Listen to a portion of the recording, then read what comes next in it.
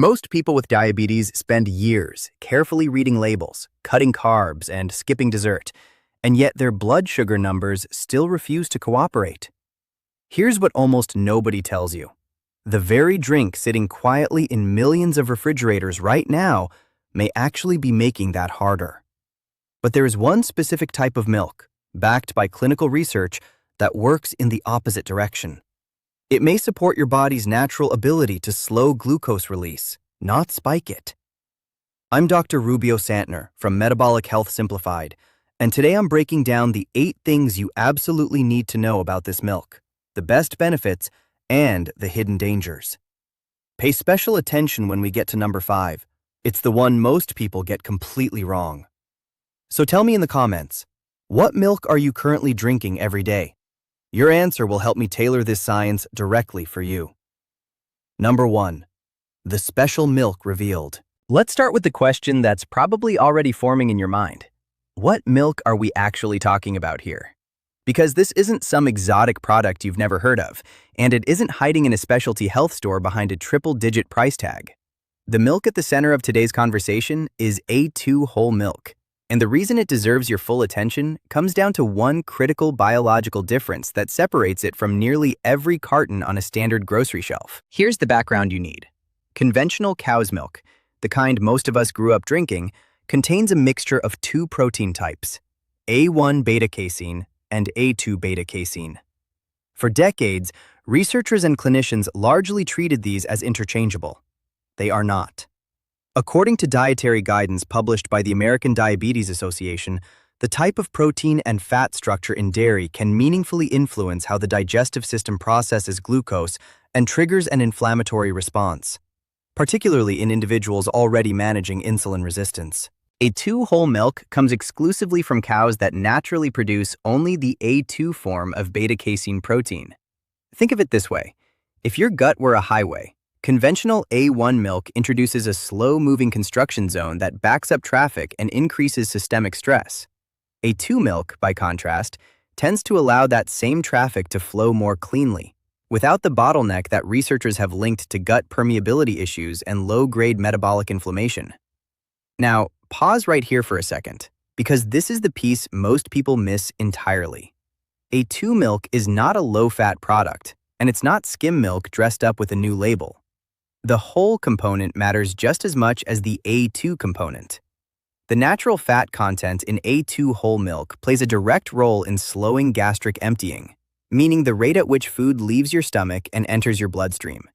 Slower gastric emptying equals a gentler, more controlled glucose curve after every meal. This distinction is foundational for everything that follows in today's video, because once you understand what makes this milk structurally different at a protein and fat level, the blood sugar benefits we're going to cover in the next several chapters stop feeling like a health trend and start feeling like basic biology working exactly the way it was designed to.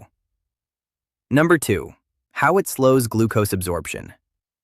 Now that you understand what makes A2 whole milk structurally different, let's talk about what it actually does inside your body after you drink it. Specifically, what happens to your blood sugar in the hour that follows. Because this is where the science gets genuinely interesting and where A2 whole milk begins to separate itself from virtually every other beverage option on the market for someone managing diabetes or insulin resistance. Here is the core mechanism. A2 whole milk contains a naturally occurring combination of slow-digesting protein, healthy fat, and a modest level of lactose, a simple sugar. Under normal circumstances, you might assume that any sugar, even lactose, would push blood glucose upward quickly. But research from Harvard Medical School tracking dietary fat and fiber interactions with postprandial glucose response tells a different story. When lactose is consumed alongside the specific fat and protein structure found in A2 whole milk, the body's digestion rate slows considerably. The fat coats the stomach lining, the protein occupies digestive enzymes, and together they create what clinicians sometimes describe as a buffering effect, one that can meaningfully blunt the glucose peak that typically follows a meal or a drink. Think of it like this. Imagine pouring water through a coffee filter versus pouring it directly into a cup. Plain sugar water, juice, soda, even some plant-based milks, hits your bloodstream like water poured straight into the cup. fast, direct, and immediately overwhelming for a pancreas that is already struggling to keep up. A 2 whole milk, by contrast, is more like water through that filter.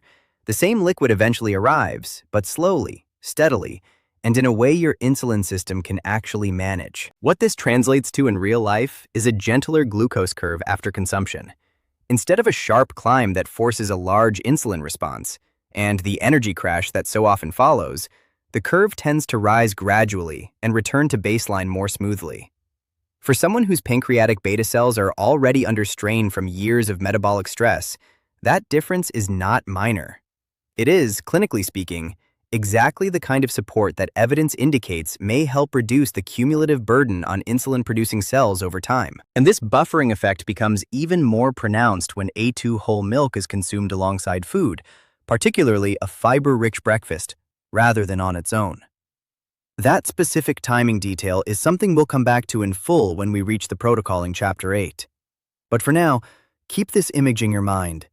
Your goal after every meal is a gentle hill, not a steep mountain. A2 whole milk may be one of the simplest tools available to help you build that hill. Number 3. The insulin sensitivity connection. So we've established that A2 whole milk can help slow down how fast glucose enters your bloodstream. But here's where the story gets a layer deeper, because what this milk may do for your insulin sensitivity goes well beyond just moderating a single glucose curve. We're now talking about a compound found naturally inside A2 whole milk that researchers have been quietly studying for years, and its relationship to how your cells respond to insulin at a fundamental level. That compound is called conjugated linoleic acid, or CLA for short.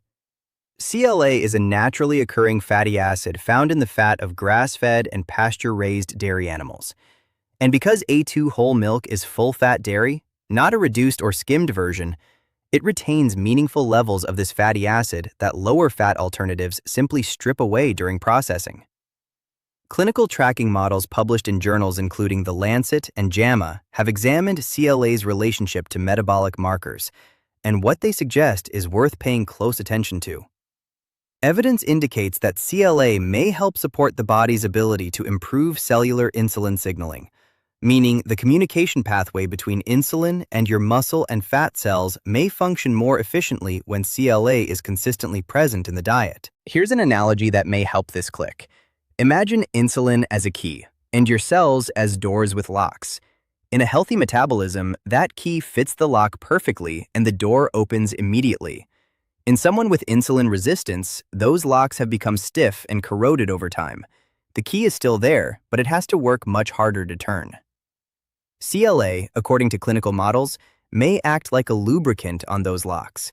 It doesn't replace the key, it doesn't rebuild the door, but it may help the existing mechanism function with less resistance, allowing glucose to enter the cell more efficiently and reducing the amount of insulin the pancreas needs to produce in the first place. Now, an important note here, and this is something I want you to hear clearly. CLA is not a medication, and A2 whole milk is not a substitute for any prescribed treatment you are currently managing with your doctor. What the data suggests is that consistent, moderate consumption of CLA-containing whole dairy may contribute to a gradual, supportive improvement in insulin receptor sensitivity over time. That is a meaningful distinction from an instant fix, and it is precisely why this works as part of a sustained dietary pattern, not a single dramatic intervention. The depth of this benefit, as you'll see in the next chapter, becomes even more significant when you factor in what A2 whole milk is doing simultaneously in a completely different part of your body, your gut. And that connection to metabolic regulation may surprise you more than anything we've covered so far. Number 4. The gut microbiome bonus. Everything we've discussed so far, the glucose buffering, the CLA fatty acid benefit, the insulin sensitivity support, those are all happening upstream, in the stomach and the bloodstream.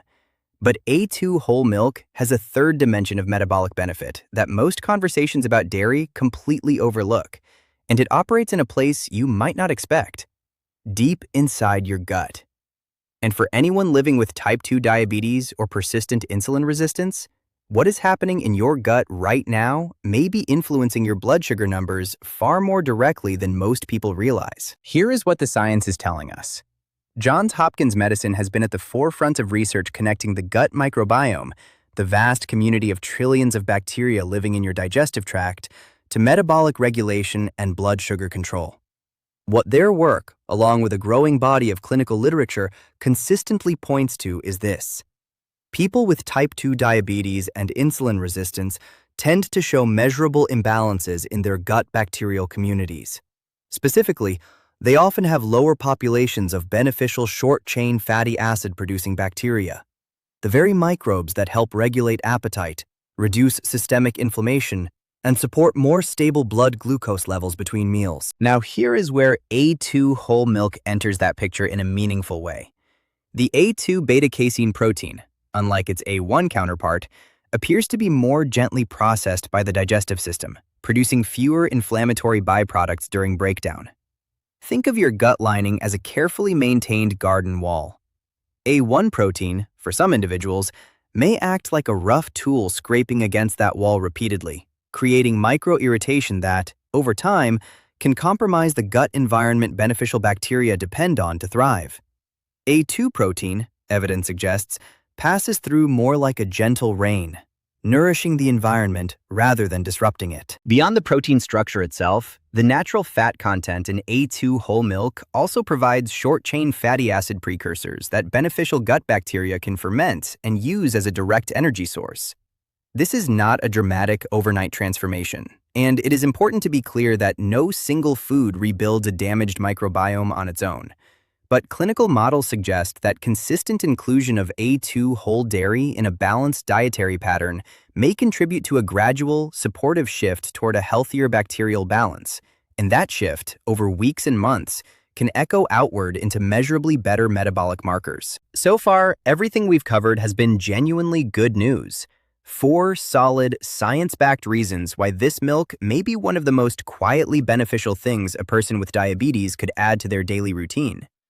But here is where I need to slow down and be very honest with you. Because starting with number 5, we move into the territory that could make or break whether any of these benefits actually reach you. And number 5 is the one most people get completely wrong. Number 5. And here it is. The one I promised you in the very beginning. Everything we have covered in the last 4 chapters, the glucose buffering, the CLA benefit, the insulin sensitivity support, the gut microbiome advantage, every single one of those benefits depends entirely on one condition being met. You have to be drinking the right version of A2 milk. And this is exactly where the majority of people go wrong. Not because they aren't paying attention, but because the product labels are designed, almost deliberately, to make the wrong choice feel like the right one. Now, pause right here for a second, because I want you to do something. Think about the last A2 milk product you saw in a store. Was it plain? Or did it have a flavor on the label? Chocolate, vanilla, strawberry? Was it marketed as reduced fat, or 2%, or light? If the answer to any of those questions is yes, what you were looking at was not the product this science applies to.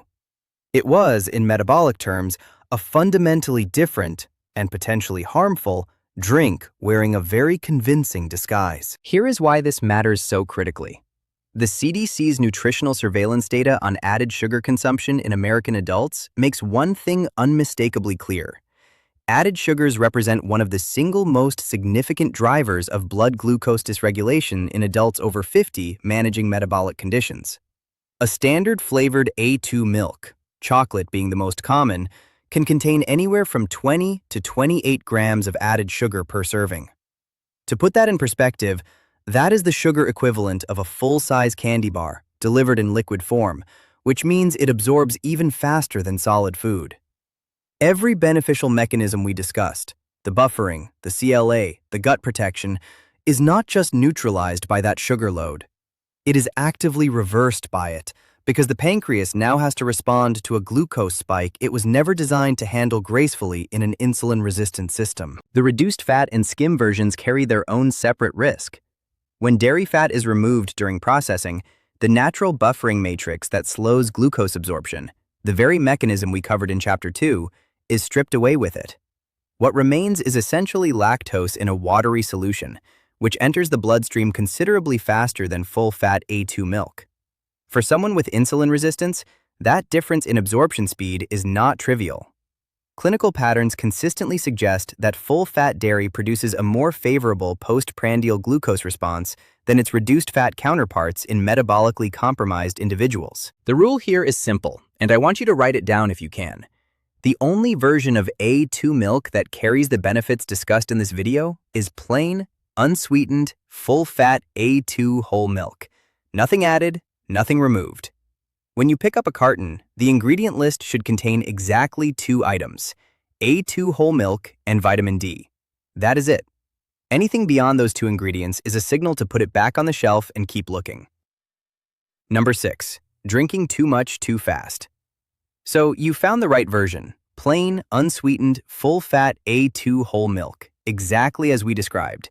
You feel good about the choice, you understand the science, and so naturally, you figure that if 1 glass is beneficial, 2 or 3 glasses across the day must be even better. This is one of the most understandable assumptions in nutrition, and for people managing insulin resistance, it is one of the most metabolically costly mistakes you can make with an otherwise excellent food. Here is the core issue. A2 whole milk, by its very nature as a full-fat dairy product, is calorically dense. A single 8-ounce serving contains approximately 150 calories, 8 grams of fat, and 12 grams of naturally occurring lactose sugar. In the right portion, those numbers work in your favor. The fat buffers glucose absorption, the protein supports satiety, and the lactose load remains manageable for a system navigating insulin resistance. But Mayo Clinic's clinical guidance on caloric density and insulin resistance makes a consistently clear point. When total caloric intake from any single food source rises beyond what the body can efficiently process in a given metabolic window, the excess energy does not simply disappear. It is stored. And in individuals with insulin resistance, it is disproportionately directed toward visceral fat tissue, the metabolically active fat stored deep around the abdominal organs that is most directly linked to worsening insulin resistance over time. There is a second, more subtle danger here that receives very little attention. Whole milk, including A2 whole milk, contains a meaningful caloric and fat load that, when consumed in excess, can begin to suppress the body's natural ketone production pathway. For anyone who has been working to manage their blood sugar through lower carbohydrate eating patterns, or who relies on mild overnight ketosis as a metabolic reset between meals, drinking large quantities of full-fat dairy across the day can quietly interrupt that process without any obvious warning signal. You may not feel it happening. Your hunger cues may feel satisfied, but underneath, the metabolic flexibility your body has been working to rebuild may be gradually stalling. And there is a third layer worth naming directly. When full-fat dairy is consumed in large volumes, particularly outside of meals, as a standalone drink throughout the day, it can begin to blunt legitimate hunger signals.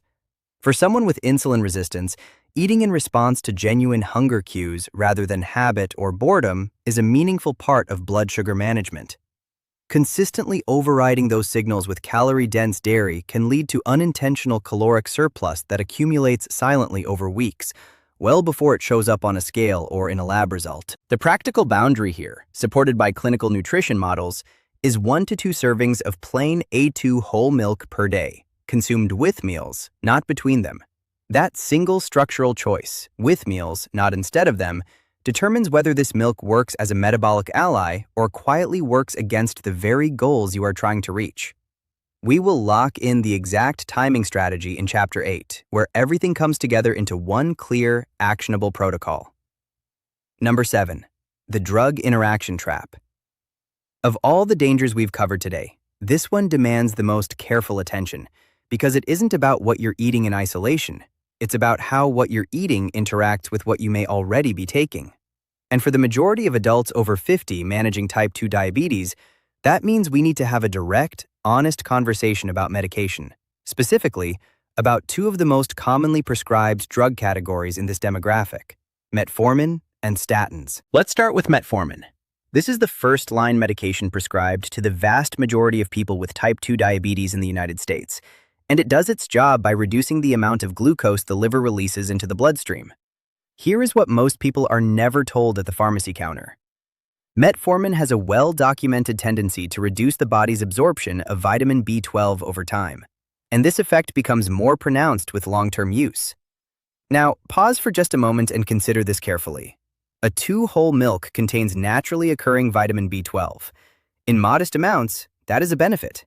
It may help gently support B12 levels that metformin is quietly working against. However, clinical guidance from Johns Hopkins Medicine and the American Diabetes Association cautions that when dairy calcium intake rises significantly, as it can with multiple daily servings of whole milk, it may further interfere with metformin's own absorption mechanism in the gut, potentially reducing the medication's effectiveness at the precise time you need it most. The balance here is narrow, and it matters. The statin interaction carries a different concern. Statins, prescribed to manage cholesterol in a large proportion of diabetic adults, are processed through the liver using specific enzyme pathways. The saturated fat content in whole-fat dairy, when consumed in amounts beyond the 1 to 2 serving daily threshold, can place additional processing demand on those same hepatic pathways. Clinical models suggest this does not typically create a dangerous acute interaction at moderate dairy consumption levels, but it does reinforce the importance of the portion boundaries we discussed in Chapter 6. This is not a reason to avoid A2 whole milk. It is a reason to be precise about how much you're drinking and when. The actionable takeaway here is simple but non-negotiable. Before introducing any consistent dietary change, including adding A2 whole milk to your daily routine, have a brief, specific conversation with your prescribing physician. Mention the milk, mention your current medications, and ask whether the timing or quantity needs any adjustment relative to when you take your doses. That single conversation costs nothing and may protect everything you are working toward. No dietary addition, however well-researched, is worth compromising the efficacy of a medication your metabolic health currently depends on. Number 8. The optimal daily protocol. Everything we have covered today, the glucose buffering, the CLA fatty acid benefit, the gut microbiome support, the 3 dangers to navigate carefully, it all converges right here. Because understanding the science is only half the equation. The other half is knowing exactly how to apply it in a way that is practical, sustainable, and calibrated to the specific metabolic reality of someone managing blood sugar every single day. So let's build the protocol together, step by step. The first decision is timing. Evidence from the American Diabetes Association's nutritional guidance consistently supports consuming dairy as part of a complete meal rather than as a standalone drink.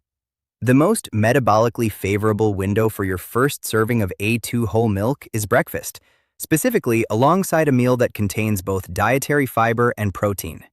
The fiber from something like oats, berries, or leafy greens combines with the fat and protein in the milk to create the most powerful glucose buffering environment possible. The blended effect of fiber slowing digestion, fat moderating gastric emptying, and protein occupying digestive enzymes means your post-breakfast glucose curve may be significantly gentler than it would be with any of those components consumed alone. The second decision is quantity. 1 8-ounce serving at breakfast is the foundation. If a second serving fits naturally within your overall caloric needs for the day, the most favorable window for it is with your evening meal, not as a nighttime snack after the kitchen is closed, but integrated into a balanced dinner. This spacing, morning and evening, with meals, allows your digestive system adequate time to process each serving fully before the next arrives, preventing the caloric stacking and hunger signal disruption we discussed in Chapter 6. The third decision is what not to pair it with. Avoid consuming A2 whole milk alongside high glycemic carbohydrates, white bread, sugary cereals, sweetened fruit juices, or pastries. The milk's buffering mechanism works most effectively when the surrounding meal is not already generating a significant glucose load on its own. Think of the milk as a moderating force that works best in a balanced environment, not a rescue tool for a high-sugar meal. And the fourth decision, the one that ties everything together, is consistency.